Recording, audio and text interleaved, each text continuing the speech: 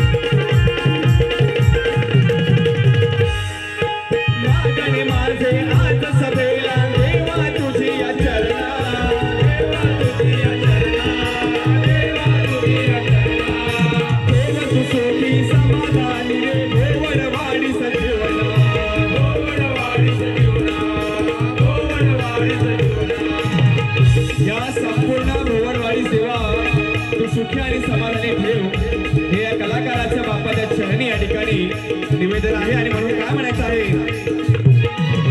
माझ्याने माझे आज सभेला देवा तुझी चरणा देवा तुझी चरणा देवा तुझी चरणा देव तू सोबी समाधानी रे गोवडवाडीच्या जीवना गोवडवाडीच्या जीवना गोवडवाडीच्या जीवना ये श्री गणा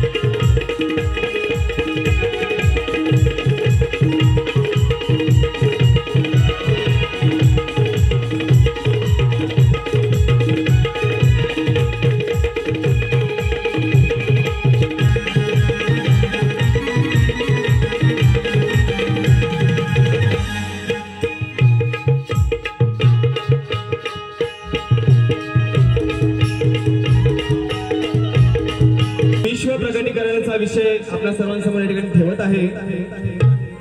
आणि जेव्हा चिमुकला काना बाळ त्या कथेमध्ये वाचनात येतो तेव्हा कवी कल्पना बुवा चिमण बुवा कशी या ठिकाणी केलेली आहे हे नक्कीच आपण या ठिकाणी ऐकाल आणि उत्तर द्याल।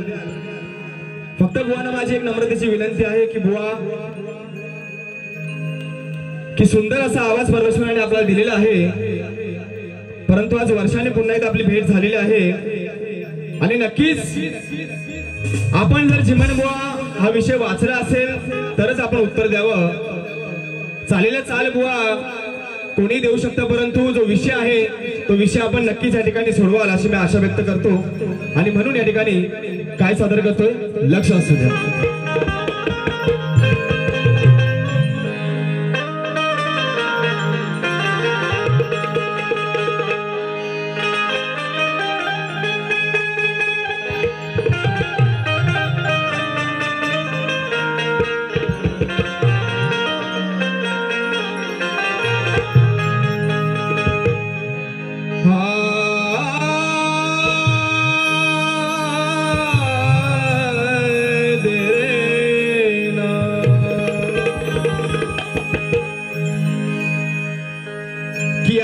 कानाचा डाव एका झटक्यात फसणार आहे।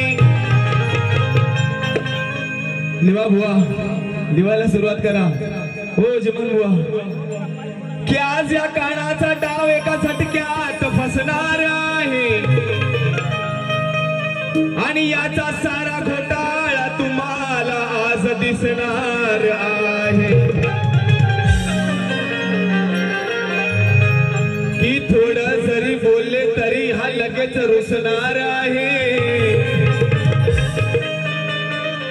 नरादा की थोडं जरी बोलले तरी हा आजही रुसणार आहे आणि आजच्या भेटीत याची मी सुरुवातीलाच बघा कशी ठासणार आहे। आणि म्हणून यशोदा माईचा आणि या चिमुकला कानाचा विषय चिमण बुवांना देत आहे, त्याने नक्कीच या ठिकाणी सोडवायचा आहे। काय म्हणतोय चिमण बुवा, प्रत्येक ओळीला बुवा या ठिकाणी अर्थ आहे। तुम्ही फक्त तुमच्यावर बुवा ते ओढून घेऊ नका, माझी तुम्हाला नम्र विनंती आहे। आणि तुमच्या बारीत तुम्ही काही बोललात बुवा तर माझ्या बारीत मी देखील शहराला सवाशा नक्कीच होणे लक्षात ठेव चिमण बुवा। आणि म्हणून या ठिकाणी ती यशोदा माई हे आपल्या लहान बाळाला काय म्हणते नक्कीच आपल्या सर्वांना आवडेल आजचा विषय। काय म्हणतोय, अशी कशी काना तुला जरा वाटे ना भीती, त्याई म्हणते बाळाला अरे अशी कशी काना तुला जरा वाटे ना भीती, अरे जाईन तिथं तुझी मी लफडी ऐकू किती।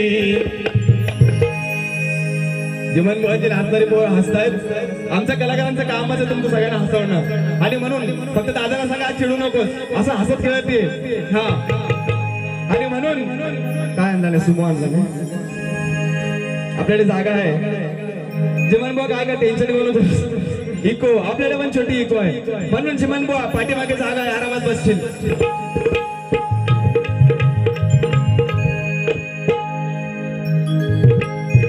मी काय गाऊ की नको। हा अशी कशी काना तुला जरा वाटे ना भीती, अरे जाईन तिथं तुझी मी लफडी ऐकू किती। अरे अंगाशी येईल पुन्हा नको रे करू अती, अंगाशी येईल पुन्हा नको रे करू अती, अन आपल्याच गावात कशी तू खाल्ली समाधी किती। चारी ओळी पहिल्या बुवांना मी समजावून सांगतो, बुवा नक्कीच या ठिकाणी येतील, तावातावात येतील, परंतु ताव मारू नका चिमण बुवा, सकाळी पाव मारा परंतु ताव मारू नका। बुवा म्हणून काय म्हणतोय पहिली ओळ बुवाना दिली आहे ती आई म्हणते अशी कशी काना तुला जरा वाटेना भीती अरे जाईन तिथं तुझी मी लफडी ऐकू किती अंगाशी येईल पुन्हा नको रे करुवती अन आपल्याच गावात कशी तू खाल्लीस माती किती।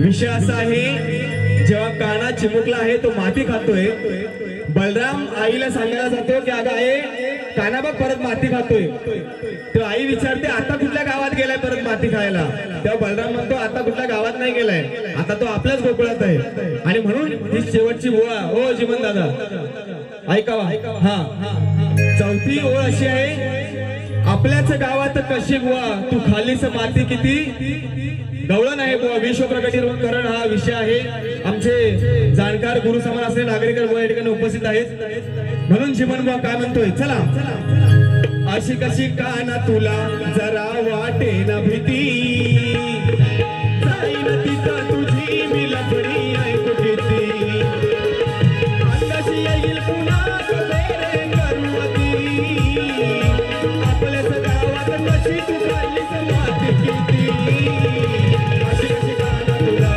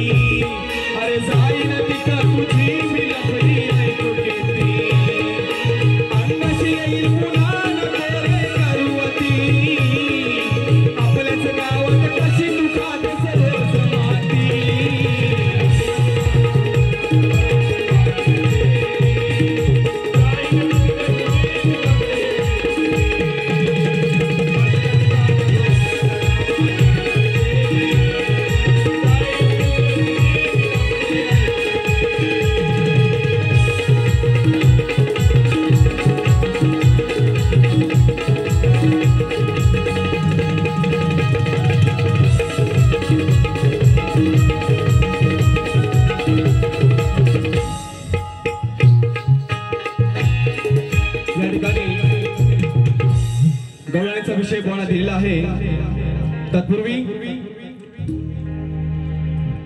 रसिकांच्या अर्थातच आपल्या सर्वांच्या आशीर्वादाने आणि मनापसंतीस आलेल्या पारितोषिक या ठिकाणी सौभाग्यवती चैत्राली चंद्रकांत भोवड आमच्या बहिणी आणि श्री चंद्रकांत दादा श्रीपद भोवड यांच्याकडून या खास कार्यक्रमासाठी 501 रुपयाचा पारितोषिक आम्ही त्यांना मानाचा मुजरा करतो।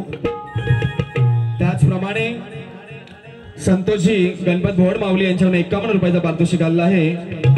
तसेच मंडळाचे उपाध्यक्ष सन्मान्य श्री अनाजी उर्फ बाबू तुकाराम भोवड माऊली यांच्याकडून आई वडिलांच्या स्मरणार्थ माऊलींकडून 201 रुपयाचा पारितोषिक ऋणी आहे, धन्यवाद।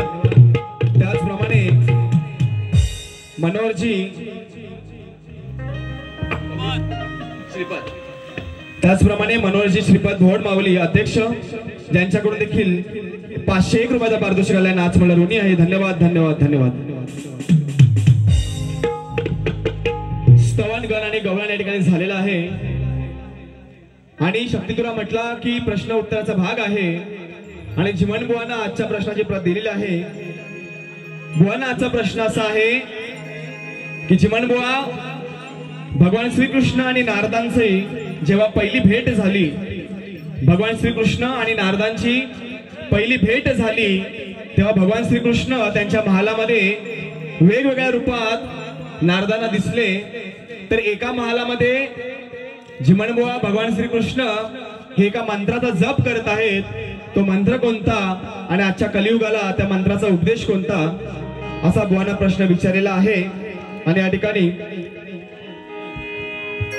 गीत सादर करत आहे लक्ष असू द्या।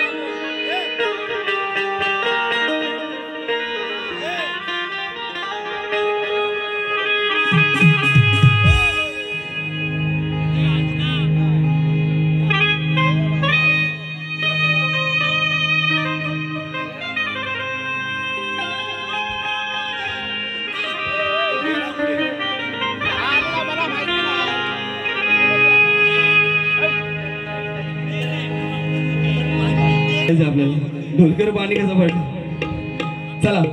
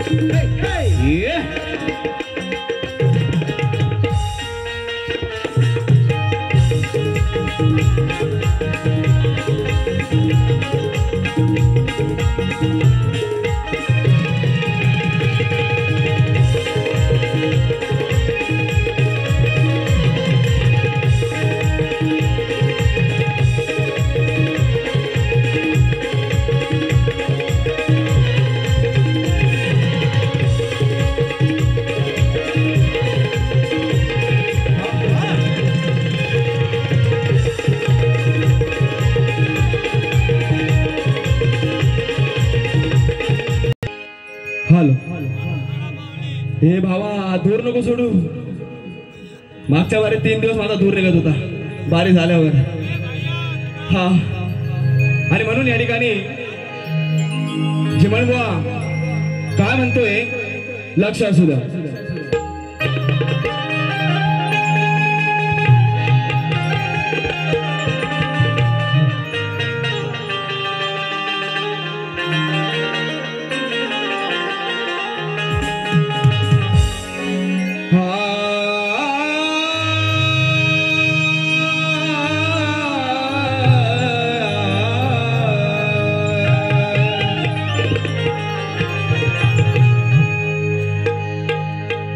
गुळाची चव ही गाढवाला कधीच कळणार नाही, की गुळाची चव ही या गाढवाला कधीच कळणार नाही। आणि माझ्या कुठल्याच गाण्याचं उत्तर तुम्हाला अहो तंतोतंत याच्याकडून मिळणार नाही, की कावळ्याने कितीही घेतली उडान तरी घारीची सर ही त्याला येणार नाही, की कावळ्याने कितीही घेतली उडान तरी त्याला या घारीची सर ही येणार नाही। आणि एखाद्या कुत्र्याचं शेपूट कितीही नळीत घाला ते सरळ कधीच होणार नाही।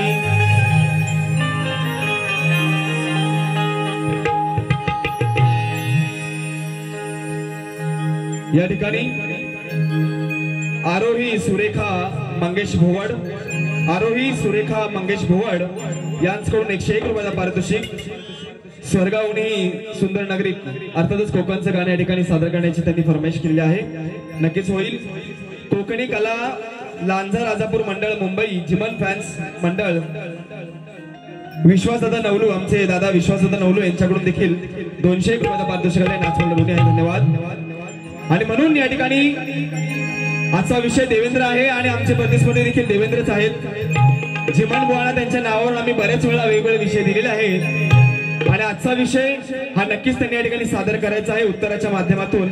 आणि म्हणून या ठिकाणी काय म्हणतो जिमन बुवाना सोपी चाल देतोय की राजा राणीच्या जोडीला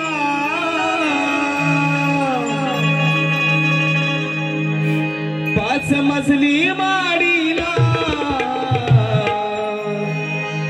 आहे कुणाचं योगदान लाल दिव्याच्या गाडीला। जिमन बुवा नक्कीच उत्तर द्या, आज तुमचा मी खरोखर समाजावर घेऊनच जाणार आहे बुवा, म्हणून फक्त चुकीचं काय बोलू नको जिमन बुवा। म्हणून मोठ्या तोऱ्यात होतास तू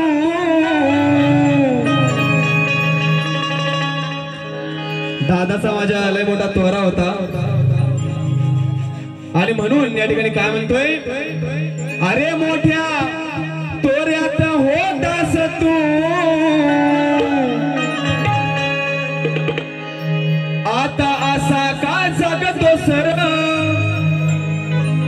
ए देवेंद्र अरे मोठ्या तोऱ्यात होतास तू मग आता असा का जगतो सर सांग मला तू देवेंद्र। माझी नारीची बाजू मी तुला प्रश्न विचारणार, तू किती पण पळ काढ मी तुला प्रश्न विचारत राहणार, उत्तर द्यायचं काम तुझं आहे। आणि म्हणून मी काय म्हणते हे बुवा मोठ्या तोऱ्यात होतास तू आणि या गाण्याचं उत्तर ह्याच्यावरून ऐकल्याशिवाय जायचं नाहीये, म्हणून काय म्हणतोय मोठ्या तोऱ्यात होतास तू आता असा का जगतो सर मोठ्या तोऱ्यात होतास तू आता असा का जगतो सर सांग मला तू देवेंद्र सांग मला तू देवेंद्र हा शाप कुठला तू भोगतो सर सांग मला तू देवेंद्र सांग मला तू देवेंद्र शाप कुठला तू भोगतो सर सांग मला तू देवेंद्र सांग मला तू देवेंद्र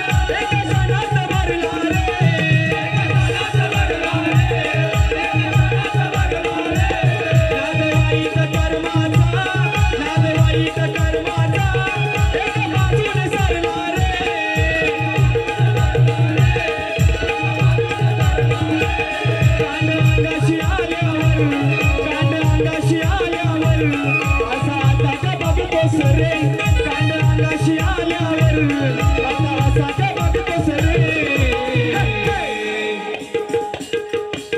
सांग मला तू देवेंद्र सांग मला तू देवेंद्र शाप कुठला हा भोगतोस रे सांग मला तू देवेंद्र शाप कुठला हा भोगतोस रे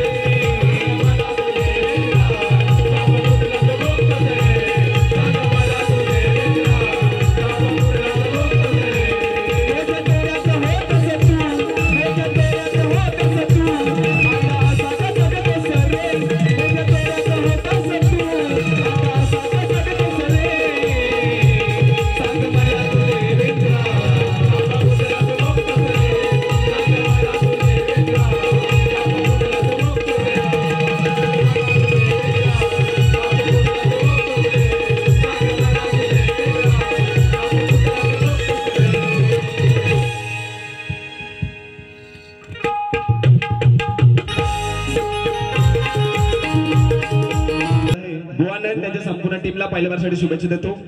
त्याप्रमाणे मला सहकार्य केलात आमच्या बुवांना देखील आपण सहकार्य करावं. धन्यवाद.